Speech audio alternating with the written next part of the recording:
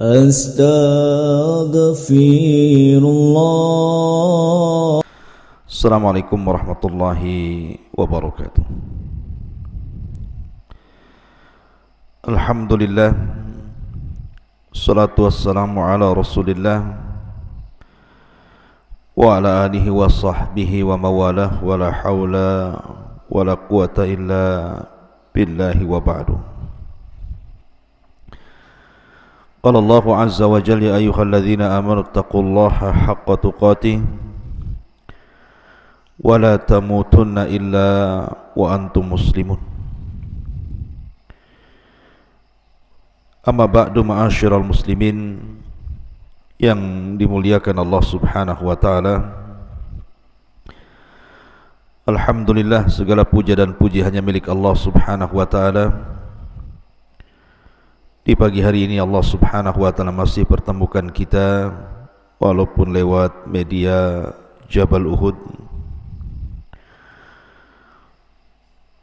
Salawat dan salam tak lupa saya haturkan kepada Nabi besar Muhammad sallallahu alaihi wa ala alihi wasallam. Pembahasan di pagi hari ini kita akan membahas tentang perkara yang sangat menegangkan dan menakutkan yang terjadi di atas kepala kita, maksudnya di langit. Di dalam sebuah hadis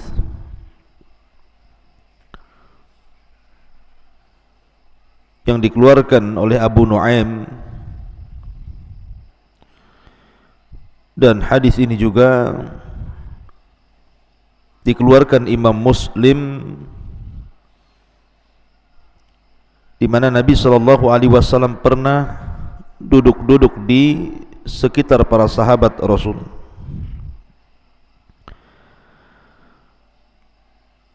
Tiba-tiba kemudian Nabi SAW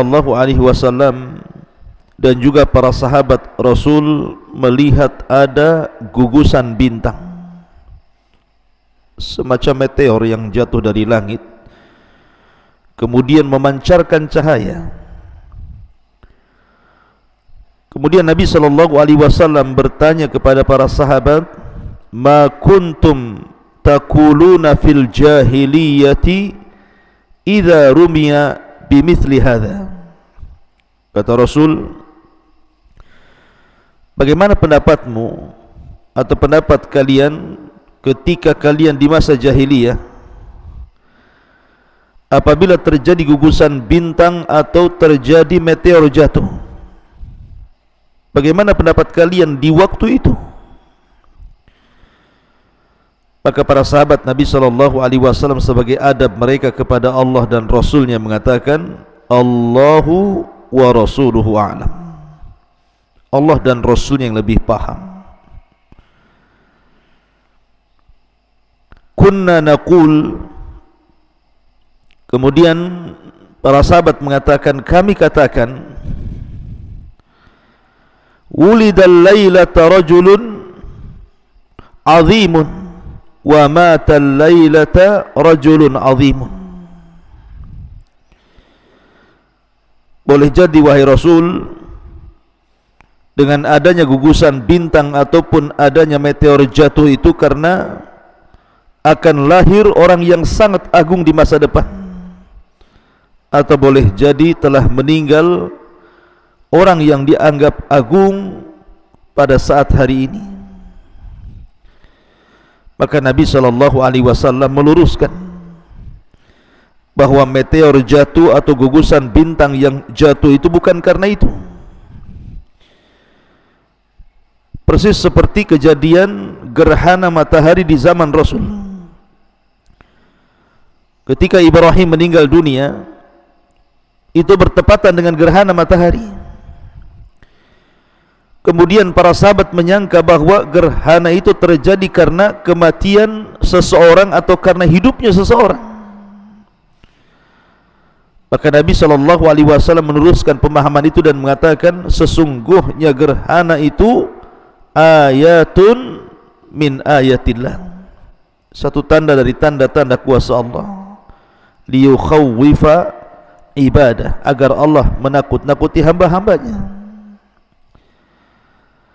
Maka sama di sini juga Nabi SAW mengatakan, fa innaha la yurma biha li mauti ahadin wala li hayati. Bukan itu yang kumaksud. Bukanlah ada gugusan bintang atau ada meteor yang jatuh dari langit berarti telah mati seseorang atau hidupnya seseorang.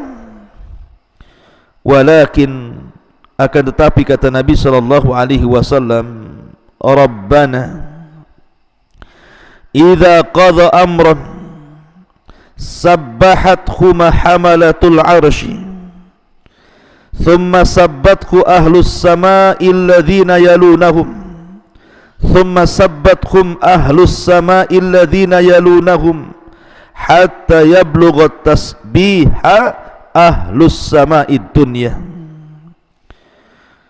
Kata Nabi SAW, akan tetapi Rabb kita Allah Subhanahu wa ta'ala apabila memutuskan sebuah perkara, mewahyukan sebuah wahyu, memerintahkan sebuah perintah, maka para malaikat yang memikul arsh itu, malaikat yang sangat besar, yang dijelaskan dalam riwayat di mana pundaknya memikul arsy Allah Subhanahu wa taala, kemudian badannya menembus seluruh lapisan langit dan kakinya sampai ke bumi. Jadi malaikat sebesar ini bertasbih sehingga suara tasbihnya itu terdengar kepada malaikat yang ada di bawahnya. Maka malaikat yang ada di bawahnya ikut bertasbih. Kemudian malaikat yang ada di bawahnya, karena kencangnya bertasbih, terdengar oleh malaikat yang ada di bawahnya lagi. Maka malaikat yang ada di bawahnya lagi ikut bertasbih. Kemudian malaikat yang ada di bawahnya lagi dengan keras bertasbih sampai terdengar malaikat yang ada di bawahnya lagi, sampai ke malaikat yang terdapat di langit yang ketujuh. Dan begitu seterusnya sampai diikuti tasbihnya kepada malaikat yang ada di langit ke-6, ke-5, ke-4, ke-3, ke-2 sampai ke-1, sehingga langit bergema dengan tasbih membersihkan nama Allah Subhanahu wa taala. Tsumma yaqulun, kemudian mereka pun berkata, alladzina yaluna hamalatal arsy li hamalatil arsy. Kemudian malaikat yang ada di bawah arsy bertanya kepada malaikat yang memikul arsy, "Madza qala rabbukum?" Apa yang difirmankan Rabb kalian untuk kami? Fayujibunahum fayastakhbiru ahlus samawati ba'duhum ba'dha hatta yablughal khabaru hadhihi sama'ad dunya. Maka malaikat pemikul arsy pun kemudian menghabarkan titah perintah Allah. Akhirnya kemudian oleh malaikat yang di bawahnya disampaikan kepada malaikat yang di bawahnya, disampaikan lagi kepada malaikat yang di bawahnya, sampailah khabar ini di langit dunia, langit yang kita lihat. Maka malaikat pun membicarakan putusan Allah Subhanahu wa taala itu. Lah disinilah kisah dimulai. Fatakhtiful jinnus sam'a fayulqunahu ila awliyaihim fama ja'u bihi ala wajhihi fahuwa sahihun walakinnahum yufarrikuna fihi wa yaziduna faturma syayatin bin nujum. Ketika para malaikat berbincang-bincang soal perintah Allah itu, maka jin-jin yang berusaha naik ke langit, mereka punya pos-pos, punya tempat-tempat yang duduk mendengarkan dan mencuri kabar dari malaikat. Karena mereka tidak sabar, terkadang baru dapat satu kalimat, langsung kemudian kalimat itu disampaikan kepada jin yang berikutnya, kemudian disampaikan kepada jin yang berikutnya, sampai kepada jin yang ada di bumi. Maka jin yang ada di bumi ini telah membawa khabar yang benar, akan tetapi telah mencampur adukkan dengan kedustaan, menambah dan mengurang. Akhirnya kalimat itulah yang diperjualbelikan oleh jin kepada paranormal, kepada para dukun, para bomo dan yang semacamnya. Ma'asyiral muslimin yang dimuliakan Allah Subhanahu wa taala, hadis ini kalau boleh saya ringkas ceritanya. Ketika Allah Subhanahu wa taala hendak berfirman kepada para malaikat, kita tahu bahwa malaikat yang berhak, yang ditugaskan menerima wahyu adalah malaikat Jibril. Jadi malaikat Jibril ini, dia satu-satunya malaikat yang memang ditugaskan oleh Allah untuk mendapatkan wahyu pertama kali sebelum malaikat yang lainnya. Dan ketika Allah Subhanahu wa taala hendak berfirman, maka suara firman Allah Subhanahu wa taala itu dijelaskan, idza arada Allah an yuhiya bi amrihi takallama bil wahyi, fa idza takallama akhadhatis samawati minhu rajfah aw ra'dah, fa idza sami'a dzalika ahlus samawati su'iku wa kharru lillahi sajida. Jadi apabila Allah Subhanahu wa taala hendak mewahyukan sesuatu, menurunkan wahyu, maka langit itu akan bergoncang. Kenapa demikian? Karena takutnya malaikat yang ada di langit itu kepada Allah Subhanahu wa taala. Maka mereka mengepakkan sayapnya karena takut luar biasa sehingga menggetarkan langit. Maka apabila penduduk langit kemudian mendengar firman Allah Subhanahu wa taala, maka mereka mendengar seperti suara gemerincing besi yang dipukul-pukul di atas batu, dan itu menjadikan mereka pingsan. Kemudian mereka pun tersungkur sujud. Maka yang pertama kali siuman dan mengangkat kepalanya adalah Jibril. Maka Allah Subhanahu wa taala hanya bicara dengan Jibril saja, karena yang lain yang lain pingsan dalam posisi mereka sujud. Maka Jibril yang pertama kali siuman dan mengangkat kepalanya, sehingga Allah Subhanahu wa taala kemudian berbicara dengan Jibril dan mewahyukan apa yang akan berlaku untuk disampaikan kepada tugas-tugas masing para malaikat. Akhirnya kemudian setelah Allah Subhanahu wa taala selesai, maka Jibril pun kemudian mulai mendatangi para malaikat, dari mulai malaikat pemikul arsy, disampaikan tugas-tugas itu. Kemudian malaikat yang di bawahnya bertanya kepada malaikat pemikul arsy apa yang difirmankan Allah lewat Jibril. Maka Hamalatul Arsy menjawab dan menjelaskan begini dan begitu. Maka malaikat yang di bawahnya ditanya lagi, kemudian dijelaskan sampai akhirnya kabar ini kepada malaikat-malaikat yang ada di langit pertama. Kemudian mereka pun mulai melaksanakan tugas dari Allah Subhanahu wa taala. Hari ini si fulan harus mati, hari ini si fulan harus hidup, hari ini negeri ini harus hancur, hari ini negeri ini harus subur, hari ini ada tsunami, gempa dan begitu seterusnya. Karena bagaimanapun Allah Subhanahu wa taala itu fi kulli yaumin huwa fi sya'ni, dia memiliki kesibukan untuk menerapkan qada dan qadarnya kepada alam semesta ini, termasuk juga kepada manusia. Dan itu yang kemudian ditugaskan oleh Allah adalah para malaikat.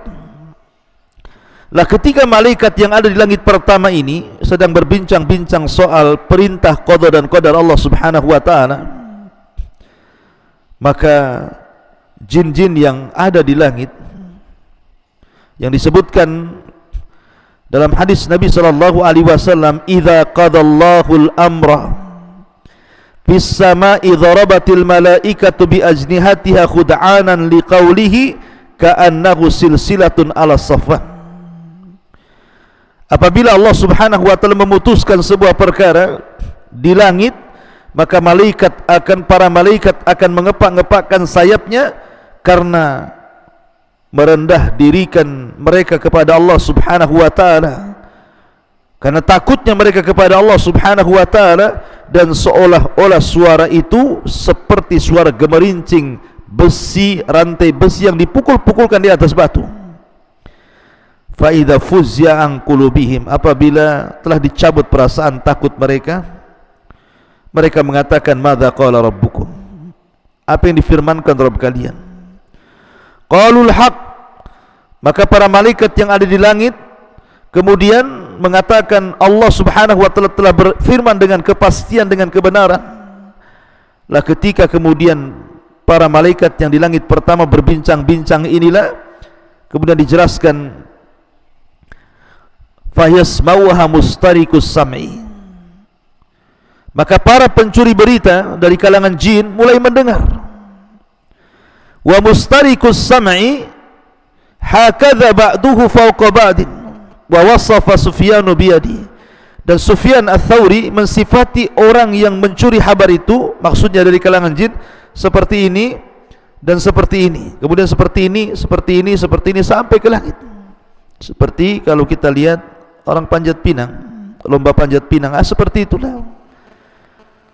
Terkadang bisa ribuan jin mulai dari bawah sampai ke pos-pos mereka, tempat mustarikus sam'i itu, tempat pencurian berita dan kabar yang diperbincangkan para malaikat yang merupakan titah perintah Allah Subhanahu wa taala. Kemudian apabila mereka betul-betul berhasil mendengar satu kalimat, maka fayulqiha ila man tahtahu thumma yulqiha ila al-akhar ila man tahtahu hatta yulqiha ala lisani sahir awil kahin. Maka apabila berhasil mendapatkan satu kalimat, maka kalimat ini akan disampaikan kepada jin yang di bawahnya, dari jin yang di bawahnya kepada jin yang di bawahnya lagi, kepada jin yang di bawahnya lagi, sampai kepada jin yang paling bawah yang ada di permukaan bumi. Barulah kemudian jin yang ada di permukaan bumi ini, mereka berbisnis dengan kalangan kahin dan sahir, tukang sihir dan juga tukang dukun. Kemudian disitulah terjadi deal-dealan antara paranormal, para dukun, para bomo dengan bangsa jin. Terjadi kerjasama dan bisnis di antara mereka.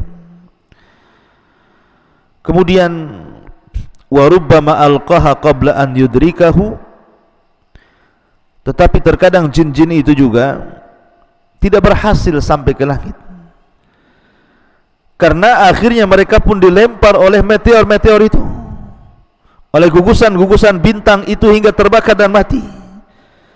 Makanya Allah Subhanahu wa taala berfirman menghikayatkan ucapan para jin, wa anna lamasna as-samaa'a fawajadnaha muliat harashan syadida wa syuhuba. Ketika kami berusaha menyentuh langit, maka kami dapati langit itu penuh dengan penjagaan para malaikat dan meteor-meteor yang menghantam, menyerang mereka dan membakar mereka sehingga membunuh mereka. Makanya dalam ayat yang lain, wa inna kunna naq'udu minha maqa'ida lis-sam'i faman yastami'il ana yajid lahu shihaban rasada.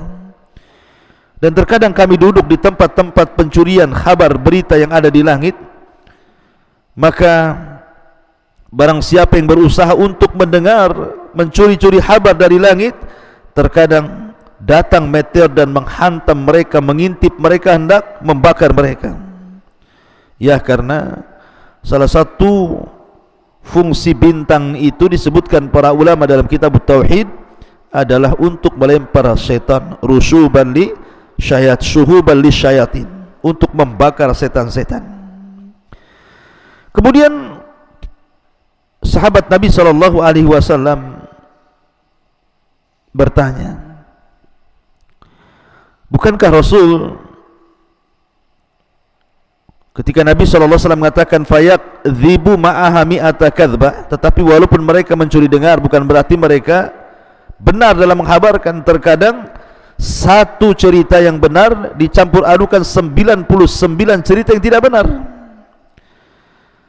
Maka sahabat mengatakan, Rasul, bukankah terkadang ada dukun dan paranormal itu meramalkan sesuatu, rupanya betul-betul kejadian? Maka Nabi SAW mengatakan, ya, karena yang terjadi itulah kabar yang benar. Tetapi di situ ada 99% kedustaan. Jadi jangan dibenarkan. Dukun dan paranormal itu para pendusta. Ma'asyiral muslimin yang dimuliakan Allah Subhanahu wa taala, bagaimanapun Allah yang mengatakan qul la ya'lamu man fis samawati wal ardi al-ghaiba illallah. Katakan ya Muhammad, tidak ada yang tahu, orang yang ada di langit atau orang yang ada di bumi, tentang kegaiban ini kecuali Allah Subhanahu wa taala. Alimul ghaibi fala yudhiru ala ghaibihi ahada.